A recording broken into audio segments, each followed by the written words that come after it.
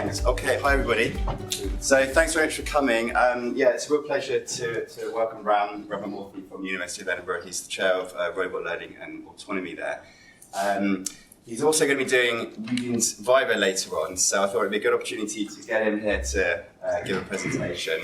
I'm going to try and do these robot learning seminars once per month, so I thought it'd be a really good opportunity to just kick it off today. I asked Ram to come and be Eugene's examiner because I was thinking about, okay, who are the people in the UK doing kind of real-world robot manipulation? And Ram was the person that I thought was the most suitable. So I think it's really, really great that he's here and able to give a talk, and I think there's a lot we can learn from this. So Ram, thanks for coming and able to.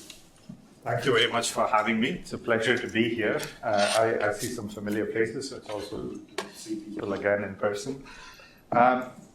So my plan today is to give you an overview of an agenda of work that's been going on for some time now, several years, as is the case with all people like me to give talks. And it's anchored on this idea of what in robotics has long been known as learning from demonstration. But I want to kind of give you a perspective that I think is slightly broader than how that phrase is normally used. And this takes us into different areas of machine learning, different ways in which we think about skills and tasks. So I'll go through a number of different projects. I've tweaked the sequence and the content slightly from the abstract, but not in a way that's substantially different. So for me, for a very long time now, one issue that I've been very interested in is this idea of the interaction between the robot and entities and its environment, in particular the human user. So we do a lot of work that ranges from working together with people. For instance, in this case, the robot is helping the person. We are interested in situations in which you're getting serious instructions at the level of how you teach each other. So if you were in a lab and you're trying to work with your lab mate and say, do this, don't do this, this is the domain, then you would do a fairly elaborate kind of teaching. And in the way that I think about it, I like to think about this as programming by discussion, rather than just programming by demonstration, which is the old phrase that roboticists have used. I'm interested in that interaction and the discussion, which then is also motivated by some domains we are beginning to look at. For instance, I've done some work. So a lot of the technical work I'm going to describe today, it came about in the context of my Turing Fellowship project, which when we initiated it, we were having serious discussions with people in the medical community. And we were curious about why isn't there more use of AI and autonomy in this community. I mean, you're an Imperial College. I don't have to tell you that robots are being used in medicine. You people are at the very forefront of that.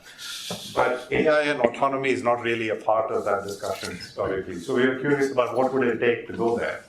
For the purposes of the seminar I'm giving today, the fact that this was the motivation is not so important. I'm not going to focus on anything particularly medical. Yeah, so the pipeline we've been thinking about is skill learning, but as I said, it's just full interaction. So we're interested in how do you get this description of a task from a person, and by description I mean a complete domain description. I don't mean just do this one thing, but also the rules around it and so on. And then how do you then take it to the other side and use all of this as a safety monitor, as a guard, and all of these things. So that's the storyline, and I'm going to give you glimpses of the storyline, and by definition, I'm going to be skipping past certain details. Feel free to come talk to me afterwards if I have skipped too much. So let me begin at where it was for me, the beginning in this project. We were thinking about what are the skills that are unique to this that we don't normally think about so much in robots. And one task that obviously came up is we rarely get robots to do too much of cutting and incision and excision and things like that, which seemed to us to be like, the bread and butter of what people in this community were doing. And when we started looking at it, a few things became obvious to us. So you could take your favorite robot, in this case it's a simulated version of a panda, and I'll show you more real robots later. And you could say, well, this is a well-posed problem. I can do kinematics of this robot. I can do path following. I can do this and that. But the standard ways in which these pipelines are constructed, it doesn't quite get at the issue you want, because the task is not just to follow a line. The task is not just to get to a place. The task is in some intrinsic sense for you to react to the feel of the tissue and to find ways in which you control your forceful interaction with the tissue. And that is at the very essence of the task. In many situations, it's not even the accuracy that's as important as how it feels and how you control this. So we got curious about, okay, so then how would you do learning from demonstration type work in a setting in which the signals are not just joint angles, it's not just what you can visually perceive, but also, importantly, how the forceful interaction works. And so here's an example where once you start taking that into account and once you start taking force as one of the important channels, you find that you can actually do a much better job in terms of avoiding the difficulties of not having very high resolution or high precision measurements in certain situations. Occluded information isn't that much of a problem if you're actually feeling what's going on and so forth. And also, you don't need a very high resolution model of what is the object you're dealing with if you had this capacity to have a tactile interaction with it and to react to the feel of the tactile tissue. This is an interesting idea. Does it actually work in practice? So we came up with a test task. And the test task was you have to scoop out a piece of fruit, something that we all do at breakfast many, many times, most of us. Some of us more deftly than others. But it's actually a very interesting task because at one level it's very, very simple. At another level it's not at all simple. So this is a deformable medium. It's a multi-medium. So there's a soft bit which is attached to a hard bit, and the task is defined in terms of get all the soft bit out without actually cutting into the hard bit. It's a hidden information situation because you don't actually get to see where that interface is. You have a sense of it, but you don't see it. And you certainly don't see it when the knife is actually going through it. So the question is, how do you want to model this task? I mean, it's an open-ended question about what is a good model. And we are not claiming there is one unique solution. But certainly one solution that seems to work beautifully, which is actually very low complexity from a control point of view, once you accept that you have to model it in terms of the forces and so on, is that this situation is this, that there's a soft medium, there's a hard medium, they're of different Young's modulus or whatever material description you want. There's an interface that's unobserved. Your job is to make the knife slide through this interface. And it's really just a proportional controller description in that, except that it has to be in the channel of the forces, and then you have to modulate it with respect to the template. So we pose the problem by saying what you have to do is to classify what it feels like if your knife was interacting with a soft or a hard tissue. And so you can train it for what does it feel like if it's just soft tissue. You can train it for what does it feel like if it's just hard tissue. If the classifier is exactly confused at 50-50, you're at the boundary. And if you use that as an error signal, and all you do is proportional control, not a very fancy controller, actually it does a reasonably good job. And here is the robot manipulating this piece of fruit, and I would argue more deftly than I normally do in this situation. And this is in real time without any other external sensing that is being given. So this is one example of the kind of thing that comes out when you think about this domain and when you say, what kind of problems do we want to solve? Now, of course, you might look at this and say, is this just one hack for one problem? What's the relevance of this in general? I would argue that this is not a one-off. Actually, this is an example of a kind of architecture that we've repeatedly seen in many other problems as well. And so we had a paper at ICLR a few years ago in which we are making the argument that the generic paradigm of which this is one instance is that in many, many problems, you have the need to go from very rich perception to some intermediate symbol stream. And that is typically best solved, especially these days, by a neural network kind of architecture. In that paper, we call this the perceptor. And then there's a different description, which we call the program, which is the controller structure that you're interested in. So in that example that I gave you, the controller structure is the proportional controller that's doing it. You could have, hybrid switching, you could have other things in it. But there's a controller description that works on top of some symbol stream as an engineer might think about it, which must somehow be grounded, right? And you can come up with many different architectures like this. So in a different project, we applied this to the problem of insertion.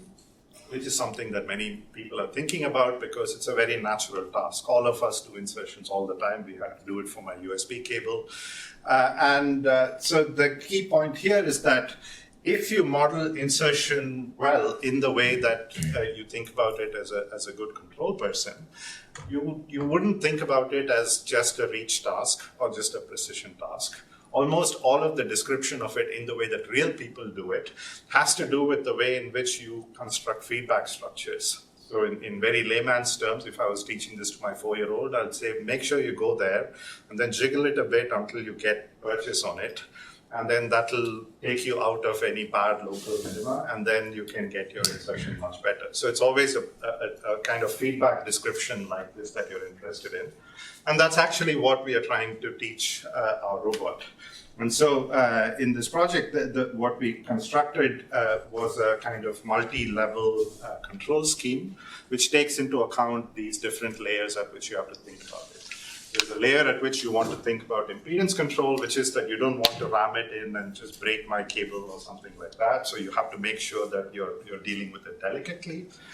There's a different level at which you have to worry about, what are the positions and the orientations. So for instance, if you're trying to insert one into the other, you have to get there, but you don't want to get there like this. So you also have to control the orientation to get into that.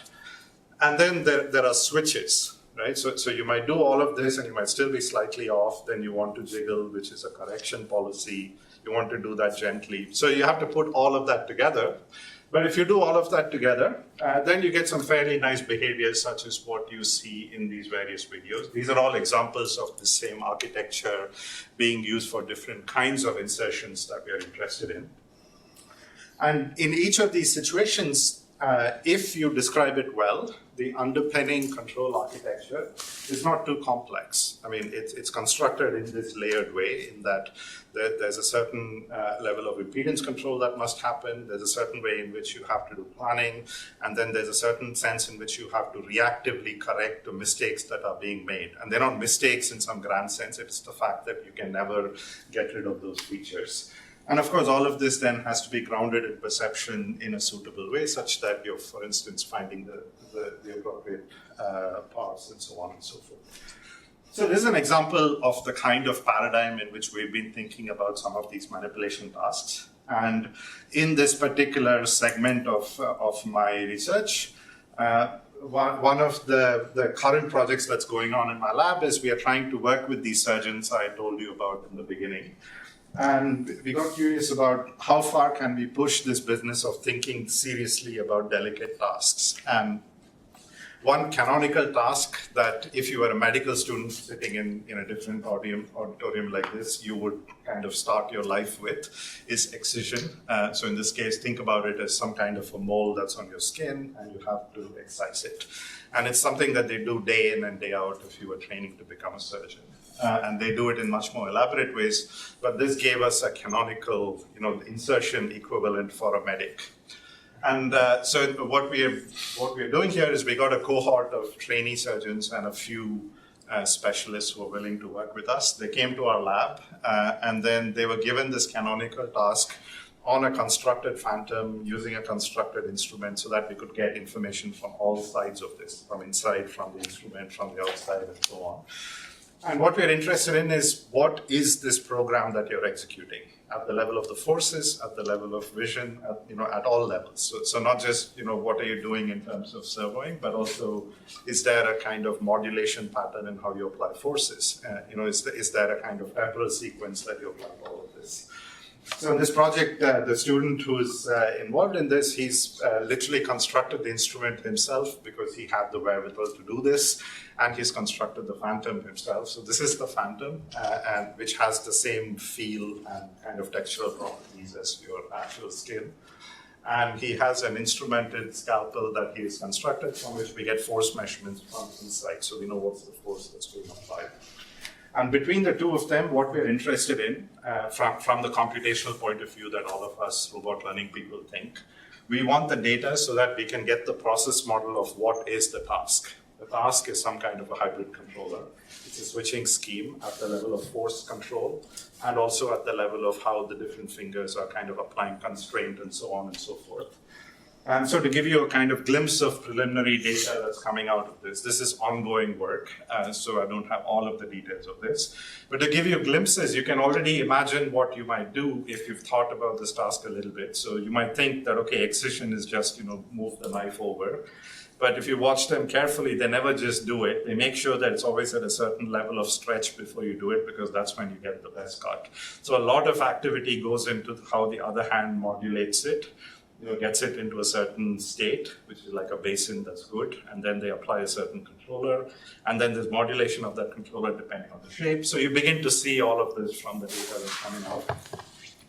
And our interest is in trying to learn the program that's underpinning it and to take it to the point that a robot will replicate this task in the same way that it did for the grapefruit.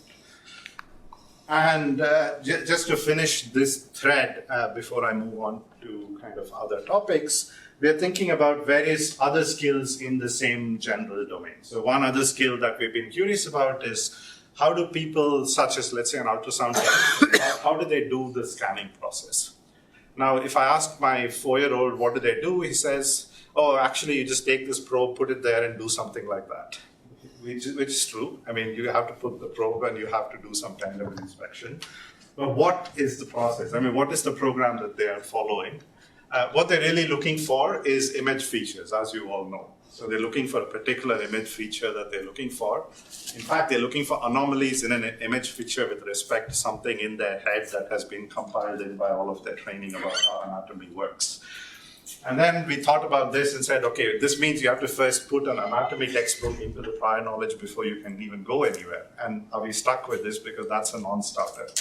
And then what we realized is that actually, no, there are some very interesting signals in the spirit of how self-supervised learning and so on works. One point is that in many of these situations, in some subset of inspection situations, the person does a scan and over time moves towards a better image, which is later in the demonstration than earlier in the demonstration. Because they know what they're looking for. In the beginning, they're not finding it, and later they're going to find it. So you can turn this into a temporal ranking problem that tells you that at some point later, there must be a better image. At some point earlier, it's a worse image. Even if you don't know exactly what the feature is, you can try to learn using this temporal ranking as a signal how you're going to actually move. So we did that as an imitation learning paradigm, where we use a neural network architecture that actually takes pairs of these and finds a way in which it can rank them. And all you have to do is to make sure that your ranking is roughly in the same setting as the expert. And if you get this just right, even with noise in the demonstration, even with variability and so on, you get what is basically a good inspection strategy. We implemented that, and what you see in some of those videos is the robot performing this kind of a task on similar phantoms, but with new placements of objects, so essentially new instances of the same task. We thought this was quite interesting because this is in the spirit of how robot learning people are thinking about, what is this trade-off between giving a lot of knowledge, which would have been compiling the anatomy textbook in, versus trying to learn as much as you can from kind of implicit signals. And so these are all examples of the kind of learning from demonstration tasks that have come up in this domain that we're playing around in. So that's kind of the background of the kinds of tasks we're thinking about. Then in the beginning I said, we are interested in interaction. And so one important piece of interaction for me is that I want to be able to actually teach my robot. So I don't just want it to copy things. So for instance, if I say put this like this, that's not the only skill I want. I want to be able to go back later to this robot and say, no, you don't do it like that. I would have done it like this. He would have done it like that. I want to actually have this discussion with my robot, right? Which kind of suggests that, okay, you have to begin to understand how people do this. And maybe it's fruitful to bring in the kind of interface with which people talk to each other, which is natural language. So in this project, what we're interested in is what might the representation need to be such that you can use natural language instructions as the input mechanism for modulating policies. Okay? By modulating policies, I mean that you still have to learn from demonstration. You still need forces, you still need joint angles and so on. But I want to be able to give you kind of additional information sitting on top of that. So for that, what we realize is that there's actually this hierarchy for any given task that you're interested in, going all the way from the very abstract, such as, just pick up this scrubber, which is a very high-level description, all the way down to kind of, when you're doing this, press more gently, press more firmly. Right? There's this hierarchy that you're interested in. So if you want to have any chance of trying to do discussion or demonstration in this kind of a setting, you've got to acknowledge all of these information channels. So in our lab, we've been doing these experiments by taking all of these input streams. So we have teleoperation setups. So you can essentially drive the robot using different kinds of interfaces. In this case, the interface is alive, but we also have many other ways of driving our robot, which gives us, at one level, the joint angle sequence that you would need in order to do it. We can do passive observations when people are performing these tasks. We can get data from inside our robot, such as joint angle streams, and as I described in one of the previous projects, we can get force information. And we can get people to tell us what they're doing. This is the equivalent of when you watch a cooking show, they spend all of this time saying, oh, and you keep doing this, wait until this has coagulated, this has happened, when it turns brown, do this. Right? So they tell you this, and somehow you have to say when it turns brown meant this feature here, or it meant this sequence here. You have to make all of those groundings. Right? So the machine learning problem here is that process of making those groundings. So we do this in steps.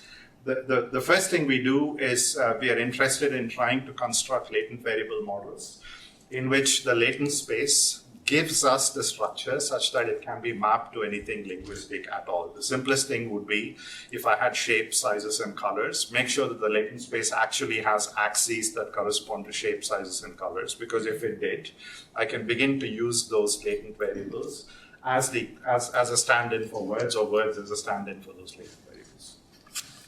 So the way we do this is we take a fairly standard architecture. In this case, it's a beta VAE. For those of you who are familiar with these architectures, if you're not familiar with it, the main thing to take away from this is that it's a latent variable model. It takes an input. It tries to reconstruct that same input by putting it through a smaller latent variable set in the hope that this smaller space has some semantic interpretation.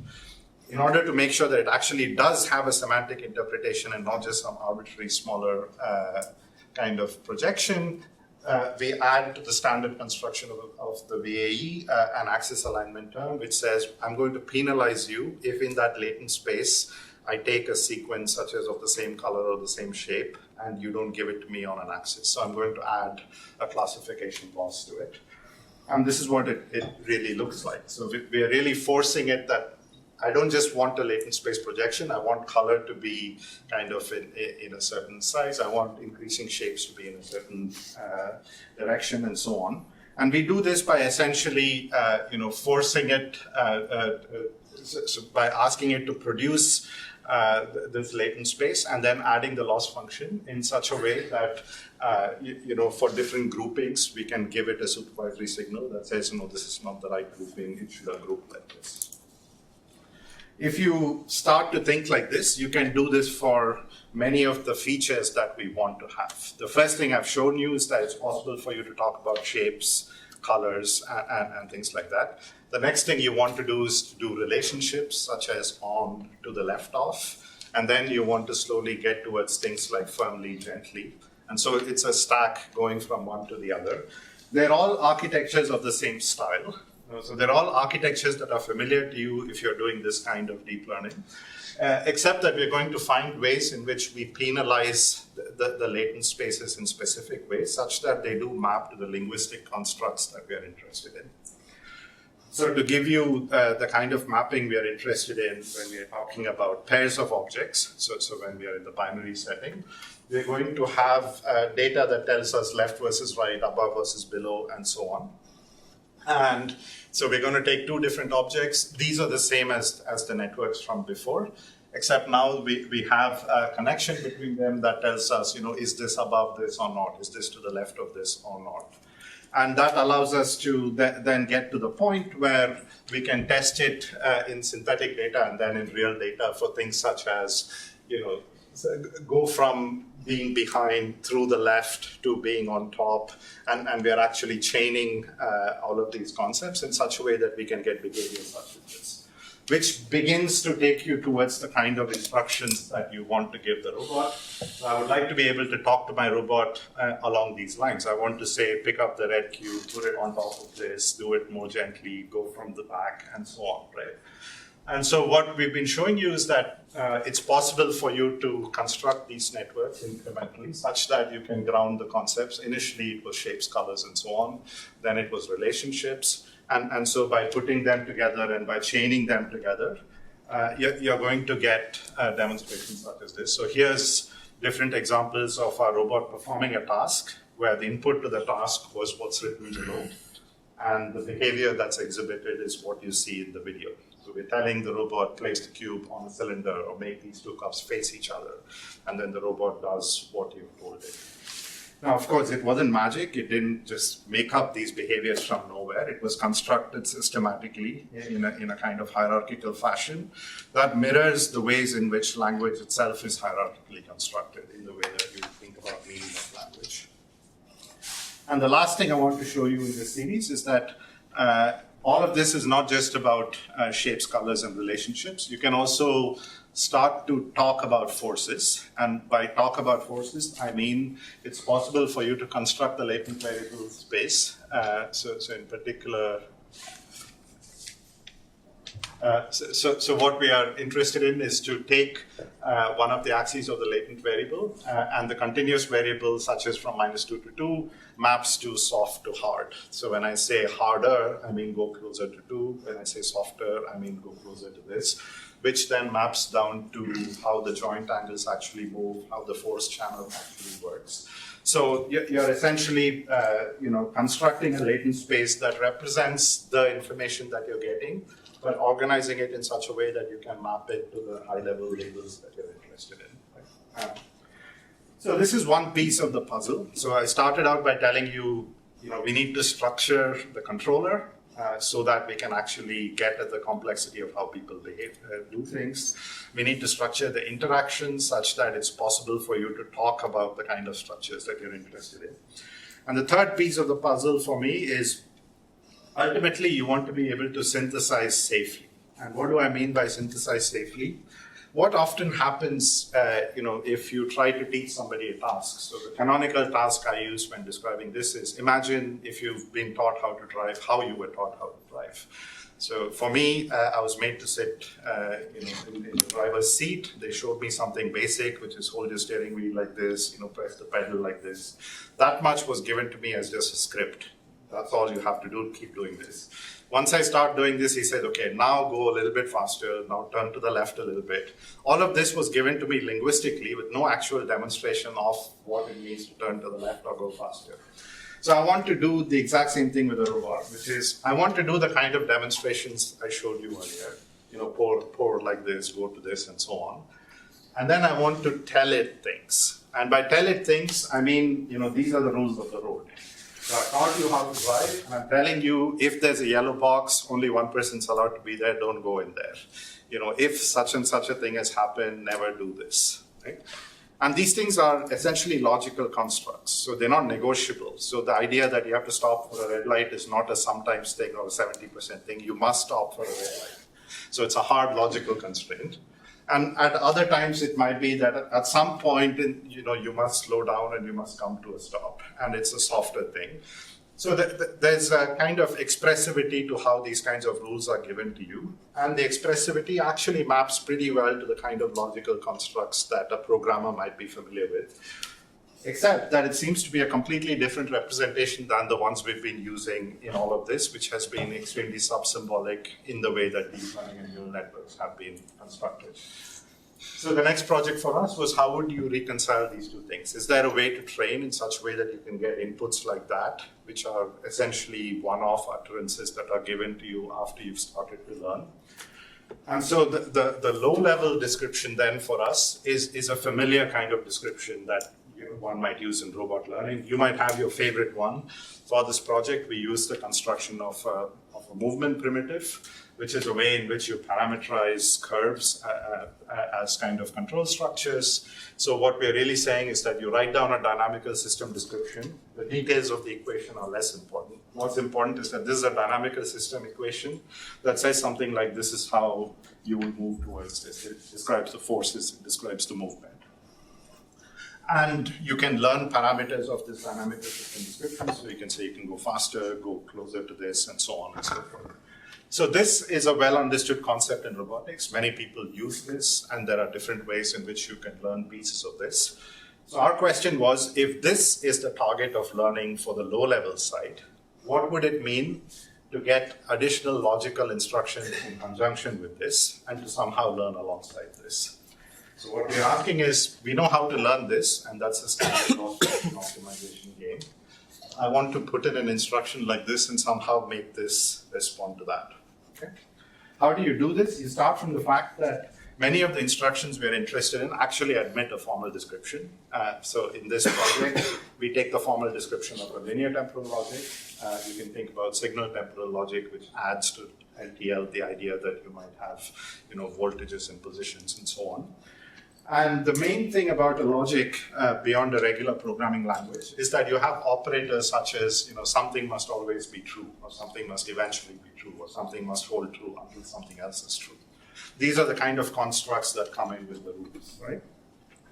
So what that gives you is that it allows you to talk about the kinds of things you want to say, which are really constraints if you are an optimization person, except they're very particular kinds of constraints with intrinsic structure that we are interested in.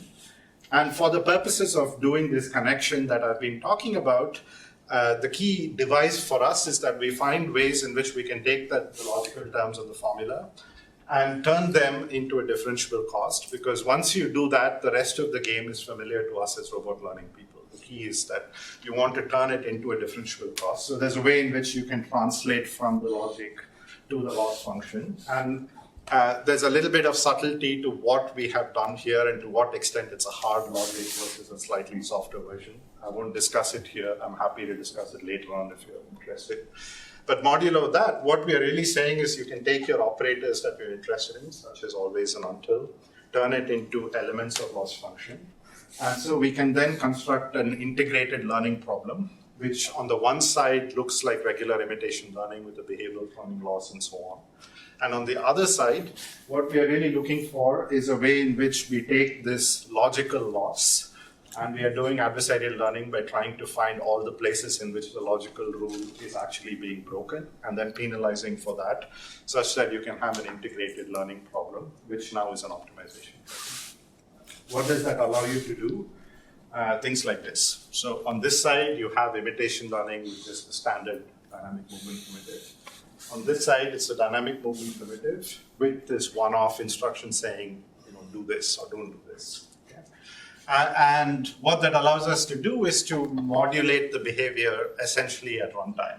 So here what you see is that the robot has learned what to do, but sometimes because it doesn't quite understand that the objective is to put that inside here, it will just start turning early on, which looks optimal, but it's actually suboptimal for this particular task. So we then tell it, no, you will not start tilting until you're sure you're on top. This is the kind of thing I would tell my kid. And now I'm able to tell my robot this kind of thing. And here's another example in which we're giving it something somewhat subtle. We're telling it that you must first go here, and once you've done that, you're allowed to do this. And so we're giving it kind of hard constraints, and then the robot learns how to do that. And so this is one piece of the puzzle as far as we're concerned for what the machine teaching process looks like. So putting all of this together, then the last thing we were interested in, now addressing the safe synthesis side of it, is that in the kinds of domains we are interested in, whether it's surgery or whether it's driving, ultimately the barrier to deployment is always safety. If I can't prove or certify something, then you don't actually have something that you want to deploy. So there's a lot of interest in trying to ask, are the representations that they're using or the techniques that you're using, are they amenable to safety analysis? Now, one approach that you could use, so one could say, you've started to talk about logic, maybe you could do formal verification. Maybe we could. In fact, I'm involved in some of those projects, but it's a pretty difficult exercise. And there are people here at Imperial College who are absolute experts at this, and they're still struggling to kind of get a grip on how to verify these kind of architectures. The intermediate position is actually to do systematic testing. And by systematic testing, we mean sample for edge cases and kind of situations that give you problems, both from the point of view of how a typical engineering pipeline works, which is find those cases, but also to try to put that back into the learning cycles so that you can then train your robot more in those edge cases. So the kind of problem we're interested in is that we have a simulation description or some kind of a description of the complete domain. So we have the robot, we have the external environment and objects and so on, and everything is parameterized and we can move everything. And we have a task specification that tells us what does it mean to achieve the task. Then the testing problem is an adversarial problem that says, if you were the controller not of the robot but of the environment, can you find settings of the environment that make this not hold true? And that's the testing problem in simple terms. You versus me, you find me bad cases, and then I have to somehow fix them. Except, of course, that you can't just keep sitting there and sampling forever. In most situations you're interested in, you have to have some kind of a budget, especially if it's real robots, you have to have a budget. And so what we're really asking is it possible for you to come up with some parameterization of this in which you sample this? To a machine learning person, one might say that this looks a lot like active experimentation, and there's a whole literature and statistics on experiment design, which has now come within the machine learning domain in the form of Bayesian optimization and so on and so forth. So you can pose this as an adaptive experiment design problem in which the parameters you're tuning are the environment or the simulation, trying to find violations of the underlying spec. The important thing is you must have a spec, otherwise it's not clear what you're testing for. Right? And so that's what we're trying to do here. Because we have ways in which the task can be defined in terms of what it must satisfy, and because we can translate that into a cost function, like I said earlier in the previous section, we can now turn that into something that we can do exploration with. One example is you can come up with a metric such as expected prediction error, and you can say, where is this being maximized? Which is where you're least certain, hence get me a training sample there and in real life, then squash that and then keep doing the next one, so on and so forth. So here's an example of doing that. So there's a fetch robot in simulation. It's been given a specification about what it must do. This is what the part must do, this is where you must go, and so on and so forth. We've given it a budget. And if you do this kind of a procedure, what it says is that, well, actually in this region of my state and environment space, I'm not at all sure that I can do this because the puck is the table is too slippery or the puck is too heavy or something like that. So I will go and get more samples here. So that's the kind of thing that we're thinking about. So to bring it all together, so I've kind of tried to give you a glimpse from a few different projects that are all motivated by this idea that we want to do robot learning. We want to do robot learning for the real world. And for me, the most important feature about the real world is that it's not an isolated single tasklet, but it's a full domain. And by a full domain, I mean there's descriptions about the environment. In the driving community, people talk about something called an operational design domain that tells you this is what this feature is designed for. I think we should think about robotics more and more like that. What is the operational design domain for which you learned?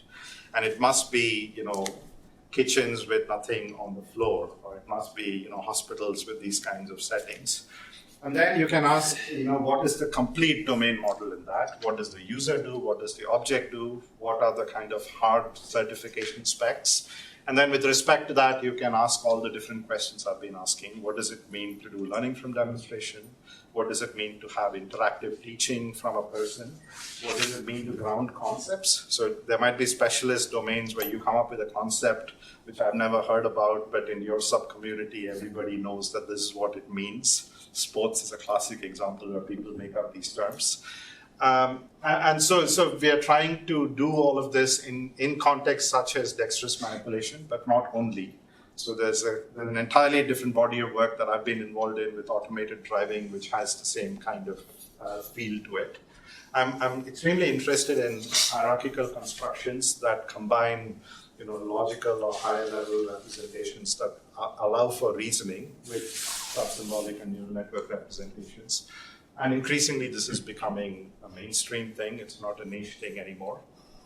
And I'm also interested in thinking about tasks in a full multi-sensory setting. So in the beginning, when I said it's not just vision, it's not just something else, it's also forces, it's also every piece of information you can get, because humans actually use all of that in real tasks.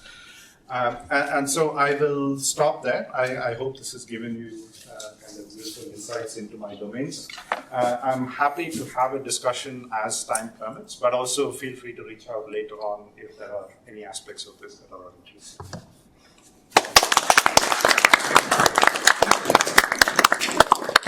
Thanks so much, Ram. Yeah, really, really great. Great to see lots of really cool real-world robotics and manipulation, which is really, really hard, I know. So yeah, thanks a lot. Are there any questions? Really great talk. Yeah, I really enjoyed it.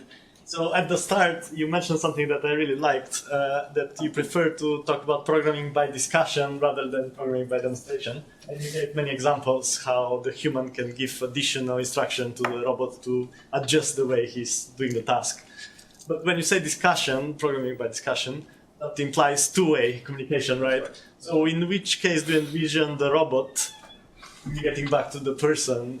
That's an excellent question. I don't yet have examples here, but it's something that we are thinking about in our current work. So one example that me and one of my postdocs were thinking about. So if you look at the edge case finding, the reason we want to do edge case finding is so that the robot can counter it and say, I think I've found what you're trying to do, and this is what it means. And with a question mark, is this what you meant? And then you can say, no, that's not what I meant. And that would be the beginning of the discussion. The real hard problem about discussion is what people in the logical community would call argumentation. I'm nowhere near there. I don't yet know how to climb that ladder. But I think the first step towards it would be to find exactly situations in which you can, this is also a means of explainability. If the robot said, I think you meant this, is it this?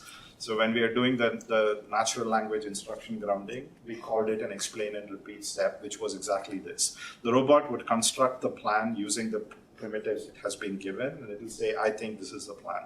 And then we would penalize it and say, no, that wasn't the high-level plan. So that would be an example of the discussion.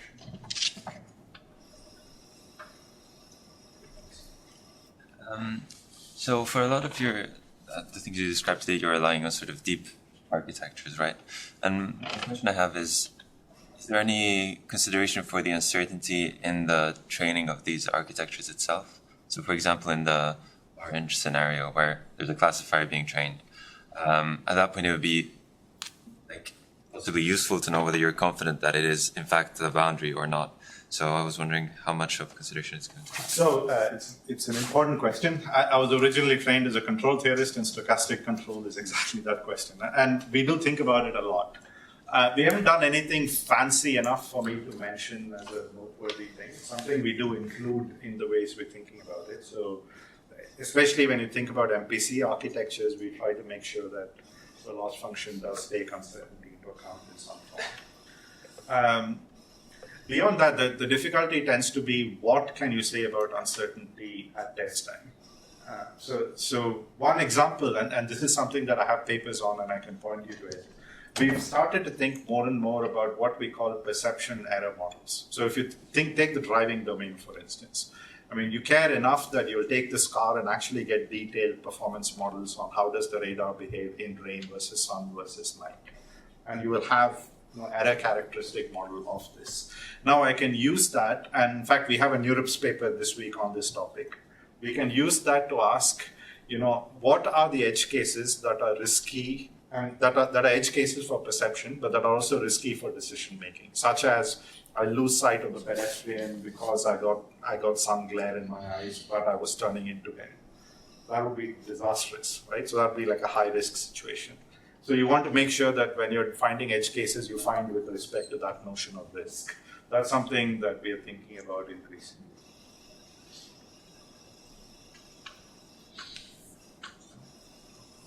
One question about the complete domain. How do you know when we have a complete domain? That's an excellent question. I don't. So this is an aspiration rather than a statement. I'm making no claims that whatever I'm learning is complete. But I am saying that you must recognize that that's what we are moving towards. The reason to have a discussion is the hope that you come closer. And beyond that, it's what we've always discussed in computer science for the past 50 years. You showed somewhere that you regularize your DMP demonstration with language, right? Is that like over a fixed type of vocabulary that you regularize over, or is it A fixed type of? vocabulary or type of?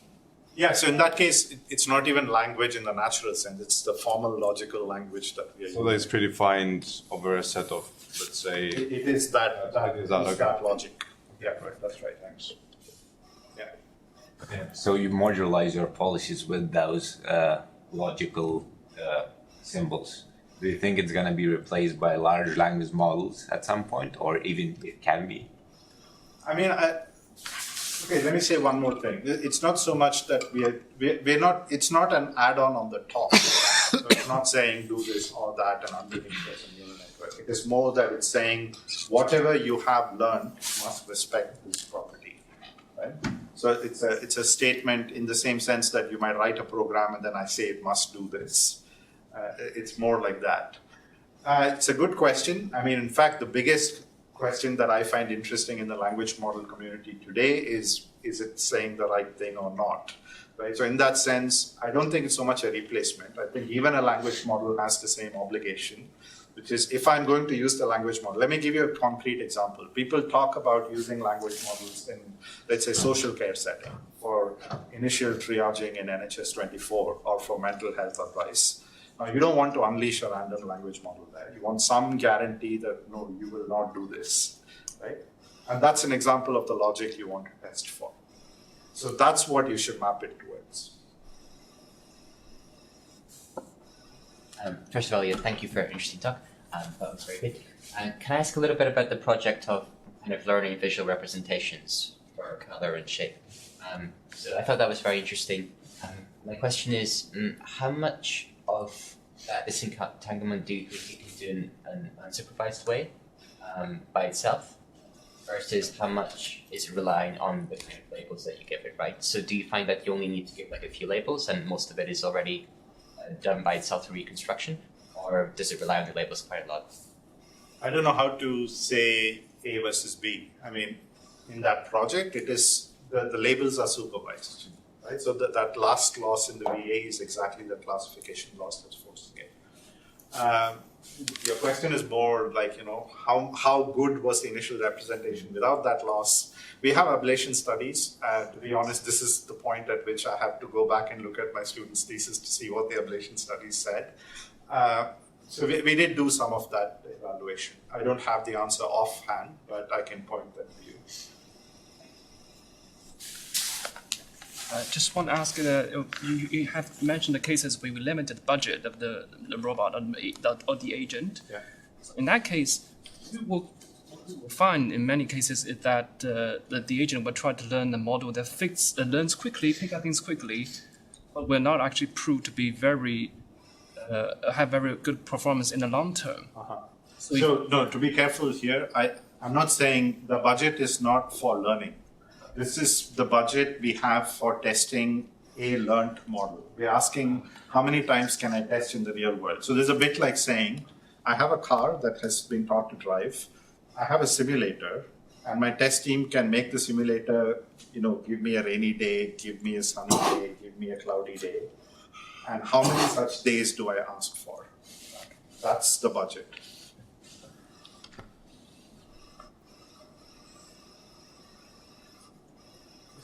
Slightly jokingly, but do you get in trouble with your safety officer for teaching robots to use knives? Well, so for the medical one, we've done a formal ethics ethics approval because we had to do it because it was a human subject study during COVID. It started during COVID and it's still going on. Yeah. For the first knife experiment, yeah, I mean, they did ask us to make sure, do this and don't do this. Yes.